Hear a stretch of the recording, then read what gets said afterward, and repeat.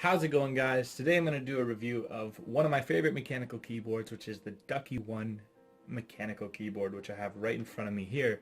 So this particular one has Cherry MX blue switches, but it comes in reds, browns, and greens as well as a black too, if I'm not mistaken. So tons of variety.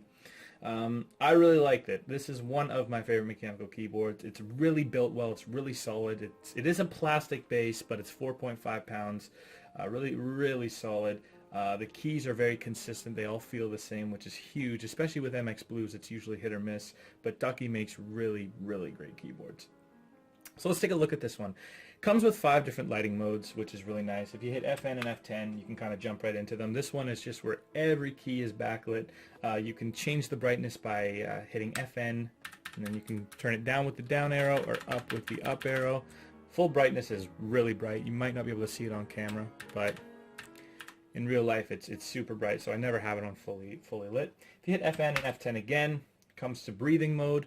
You can change the speed of breathing mode by hitting FN right arrow. It'll breathe really fast. FN left arrow slows it down a little bit, and that's sort of the general consensus with all lighting modes. Then if you go to FN, F10 again, you have raindrop mode.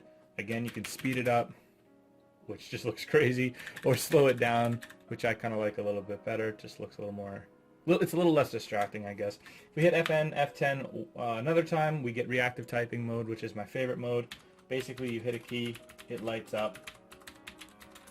I don't know why, but it's just really fun to look down at your keyboard every now and then and as you're typing and see that. It just looks cool in my opinion.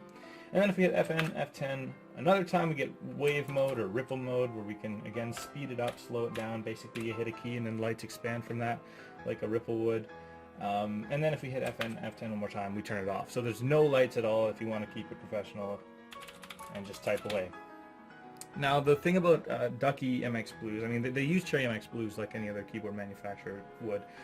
Their MX Blues aren't different from any other ones, but for some reason they're just very smooth and they're very consistent, as I said before, which is really important to me because I've had keyboards that are just, some keys don't feel as clicky as the other ones do, and it sort of throws you off a bit. So I like Ducky's construction. They make their keyboards in Taiwan as opposed to China, so the quality always comes out a little bit better. And depending on where you buy it from, you know, if anything goes wrong, it should be easy to return. I got this one from NCIX, which I highly recommend. And no, I'm not endorsed by them or anything like that. I buy a lot of stuff from NCIX, and it's always turns out well. So yeah, I bought this one from NCIX. They also have the Shine there and all the other Ducky ones. I bring this up because it's really hard to find Ducky keyboards in Canada. There's only a handful of places that sell them. So yeah, definitely check them out if you're looking for a Ducky keyboard. So if we flip this keyboard over, wow, that's heavy. I always forget how heavy it is. If we take a look here, we got the micro USB cable. It is modular, so you can just pull it out and you can replace it with any other one if you wanted to. If you wanted to get like a braided one or a colored one, you could do that easily enough. I always like that because it just adds a little bit more customization. I'm probably going to get a braided cable sooner or later. And then one of the best parts about the Ducky One keyboard is these legs right here, right? So right now I'm on the second highest mode, and you can actually put this back and bring up this leg, which puts it on an even bigger angle, which I don't prefer, but some of you might. I like to have it on the second leg. I think that's good. And just as I'm clicking this, it just feels quality. This isn't shaky or loose or making sound. It's in place and it's not going anywhere, which I really appreciate. I do wish that it shipped with a braided cable and one that wasn't so coily and windy, but I don't know. This one's it's sort of hard to keep straight. It's a very weird cable, but again, you can switch it so it doesn't really matter. Now I'm just going to do a quick little type test here so you guys can see how the MX Blue variant sounds. And I'm just going to open up Notepad here. All right, so this is the sound of the Ducky One MX Blue.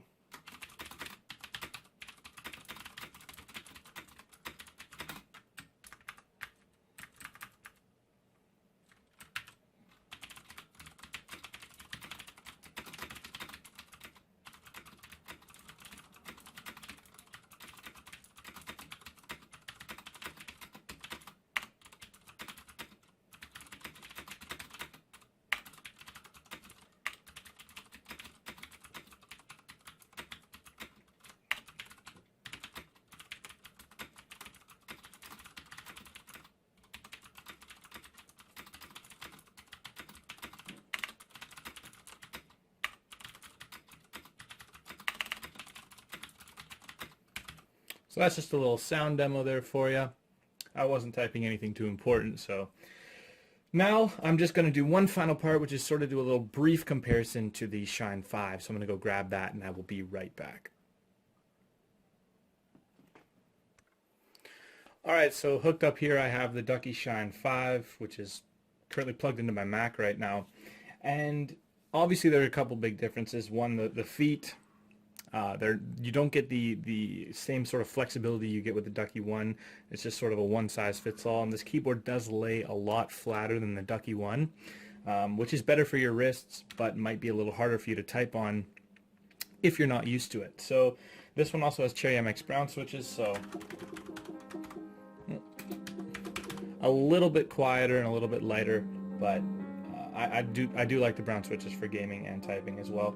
I don't even have a preference between the MX Blues and Browns. It's just, it's all, they're both great. They're both great for typing. They're both great for gaming, so you really can't complain. But one of the things I'll say about the Ducky Shine 5 is, aside from the thicker bezels, it almost looks like it'd be more solid and feel a little bit heavier, but it doesn't. It actually feels a little bit cheaper overall than the Ducky One, which is kind of ironic since it's literally $100 more in Canada. So I'm not saying it feels cheap, because it certainly doesn't. Compared to a Razer keyboard or certain Corsair keyboards, this thing feels way better. But just in general, between these two, this one does feel a little bit cheaper, which might take some of you by surprise due to the price point. But they're both great. Obviously you get a lot more customizations with lighting, and you can do a little bit more with the Ducky Shine 5.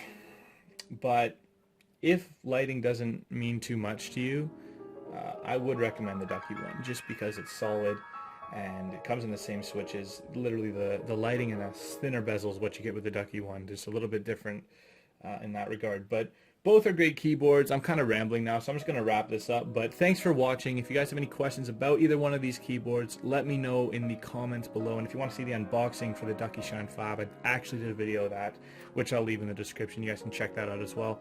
I'll catch you guys next video.